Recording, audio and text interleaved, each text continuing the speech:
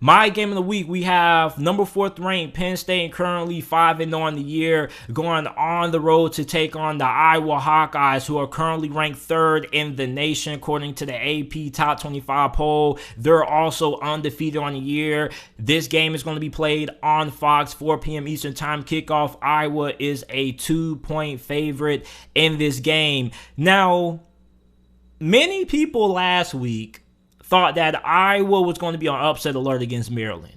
And as a matter of fact, there were a lot of people who picked Maryland to get the upset. And we saw how that went.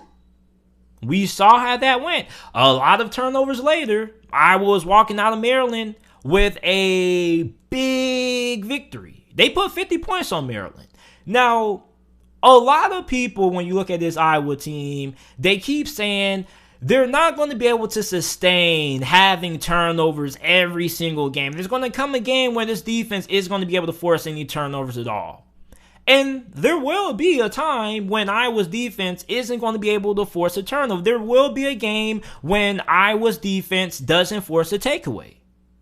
But in this game, I do think they're more than capable of being able to come away with a good amount of turnovers in this game. Even though you're facing a Penn State football team that is really good when it comes to taking care of the football. Penn State is 7th in the nation in turnover margin. They don't give away the ball too often. Also, they're pretty underrated when it comes to their ability to force turnovers. They're 17th in college football in takeaways per game. So you're looking at Penn State. This defense is pretty underrated in a sense. I really like their linebackers. I like the backing of their secondary. Now, honestly, when you look at Iowa is a team that I feel like a lot of people are kind of scrutinized because of how they're winning games. Everybody's just saying they play great defense, but JT, they don't have a good offense. Listen, you guys ever heard the saying, sometimes the best offense is a great defense?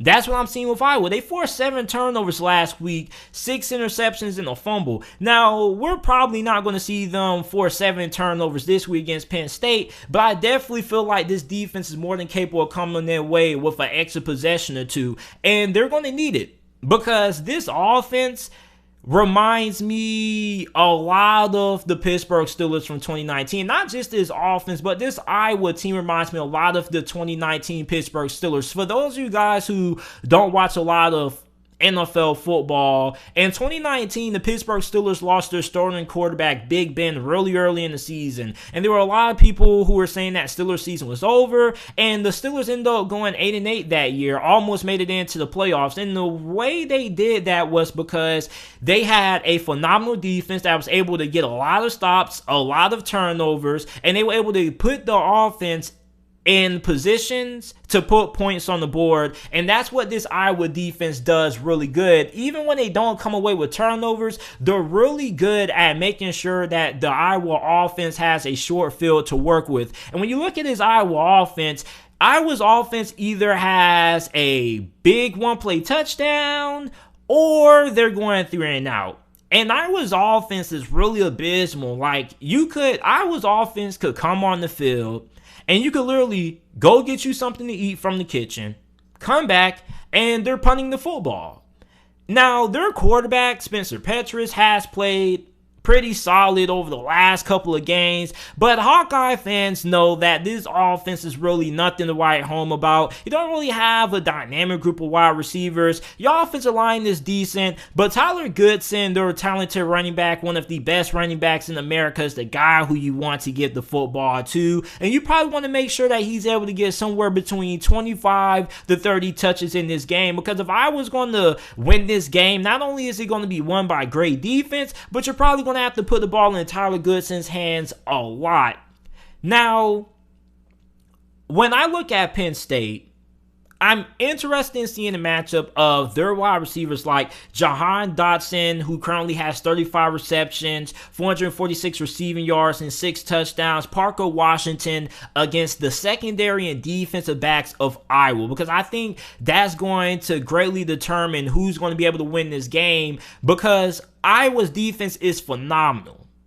And Penn State kind of is one-dimensional because they haven't really been able to establish the run game. So that means you're going to have to put the ball in the hands of Sean Clifford, and you're going to be throwing the ball a lot. Now, Penn State fans are probably going to tell me, man, we're going to get the run game going in this game. Let's be honest. If you weren't able to get the run game going at this point in the season, you most likely are never going to get the run game going at all. So I doubt that Penn State's going to struggle running the football for the whole entire year and just somehow magically be able to effectively run the football against the best defense, or at least one of the 5 best defenses in America right now. Probably the best defense, depending on who you ask. I think Iowa's defense is better than Georgia's in terms of what they're able to do with, forcing turnovers and how good they are against the run in the pass. So I think it's really important in that the Penn State wide receivers are able to step up and get open for Sean Clifford, because if this Iowa secondary is able to have another game that they had last week, then I definitely feel like Iowa has a 80% chance to win this game if you aren't able to have a lot of success passing the football. And that's pretty much what Penn State is. Penn State's kind of a one-trick pony, and I really feel like they're going to have to get Sean Clifford involved in the run game somehow. Like, they're going to have to find some way to be balanced, because I just don't really feel like asking Sean Clifford to have to throw the ball 30 to 40 times to beat Iowa is a good recipe for success. And I know you're probably going to be like, well, JT, you just said that if we haven't been able to run the ball all season, we're probably not going to be able to do that this game. And, yeah, but I mean, you still have to find some ways to get something going on the ground. Like, at least keep the defense honest. So I don't know if you got to try to get Sean Clifford a little bit more involved in the run game. I don't know. Don't ask me. I'm not the coach. I'm just talking about the game and whatnot. But, they got to find some way to have some success on the ground. And I think that may involve getting some quarterback design runs with Sean Clifford. And he is a better athlete than what a lot of people give him credit for. He's not just a pure drop back passer. He does have some mobility that he can pick up, 6 or 7 yards if you allow him to. So I really feel like they're probably going to have to get Sean Clifford involved in the run game to kind of keep that Iowa Hawkeyes defense off balance. Now, one thing that enough people aren't talking about when it comes to Iowa is that Iowa knows who they are as a football team. They have identity. They know their offense isn't great. They're going to run the football. They're going to take care of the football, and they're going to rely on their defense to win the game. And that's something that a lot of teams right now and this year's season of college football don't really have. They don't really know our identity. They don't really know who they are. Alabama knows who they are. Georgia knows who they are. Iowa knows what they are as a football team, but the rest of the country doesn't really know who they are. They're still searching for their identity. For example, Oklahoma can't really utilize their personnel right. I think that their personnel utilization by Lincoln Riley hasn't really been all that great. They're not really putting Spencer Rattler in good positions to succeed. And you look at Clemson. Clemson doesn't know who they are. Ohio State is still searching for answers. You get what I'm saying? So when you look at Iowa, you have to give this team a lot of credit because this team plays to their strengths. They know they're not the best team offensively. So what do? They run the football, they try to take care of the football, and they lean on that defense. Now, what is the worst case scenario that could go wrong if you're a fan of Penn State and Iowa? Well, if you're an Iowa Hawkeye fan, your biggest nightmare in this game is going to be, what if your defense cannot come away with a turnover?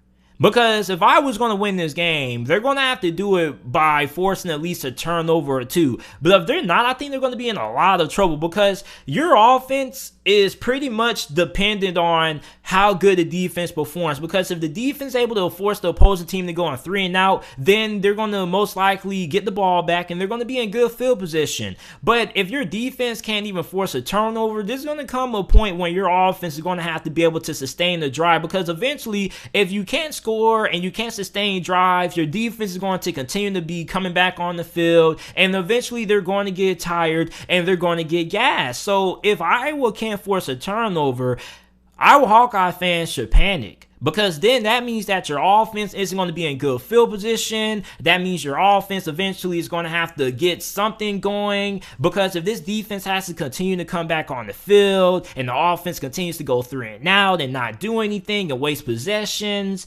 then that's where the defense probably could end up getting a little bit tired, a little bit worn down, and that's where we could see Penn State start to take advantage. Now, if you're a Penn State fan, your worst nightmare is going to be having multiple turnovers against this Iowa team, because this Iowa team, like I said, forcing 7 turnovers isn't luck. A lot of people keep trying to tell me, JT, Iowa cannot sustain forcing turnovers every single game. Yes, they can. I mean, basically, by you telling me that Iowa's style of defense isn't sustainable, forcing turnovers every week isn't something that they can continue to do, isn't sustainable, I think you're kind of saying that, Iowa's defense forcing turnovers is kind of luck and not skill. You don't force 7 turnovers by luck. That is the skill. Iowa's defense forcing turnovers is a skill that they're really good at. This is a really good defense. They're really aggressive, and they know when to go for the ball, and they know when to be aggressive, and they know also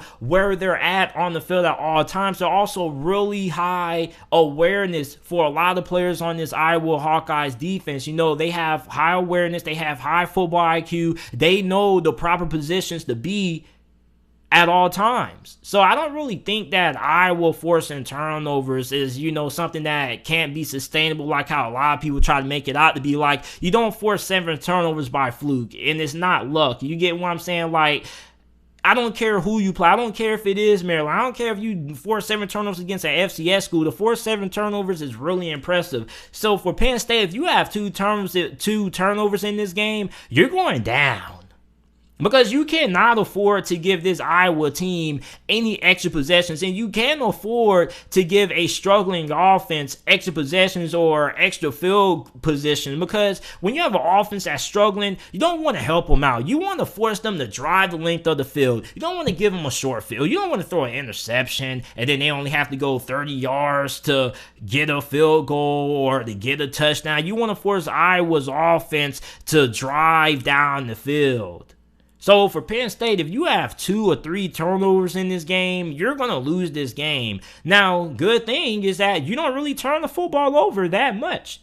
So I think this is a really interesting game, man. Like, I think this is going to be a really tightly contested contest. We're probably not going to get a lot of points put on the board. It's going to come down to the fourth quarter. It's probably going to be like a 13-10 game, 13-7. We may see a couple of big plays here and there, but this game is going to be really tight. It's going to be physical, and I'm probably going to have to take Iowa. And this is a big surprise, because normally I'm not somebody who picks teams who wins with a lot of defensive football, because eventually you're going to have to be able to sustain some drives and get something going offensively. But I really feel like Iowa is going to be able to force a couple of takeaways in this game. And I know Penn State doesn't turn the football over that often, but this Iowa defense is really good at stripping the ball away from you, taking the ball away from you, and you have a really aggressive secondary, a really good secondary, and Penn State is one-dimensional. If Penn State was balanced and they could actually have some success running the football, I would take them to win this game. But for Penn State, they're pretty much a one-trick pony. All they really can do is throw the football, and I really feel like asking Penn State to throw the football in this game is playing into the strength in the hands of this Iowa team. So give me Iowa to win this game. 24-14 is my final score prediction in this game. I'm taking the Hawkeyes.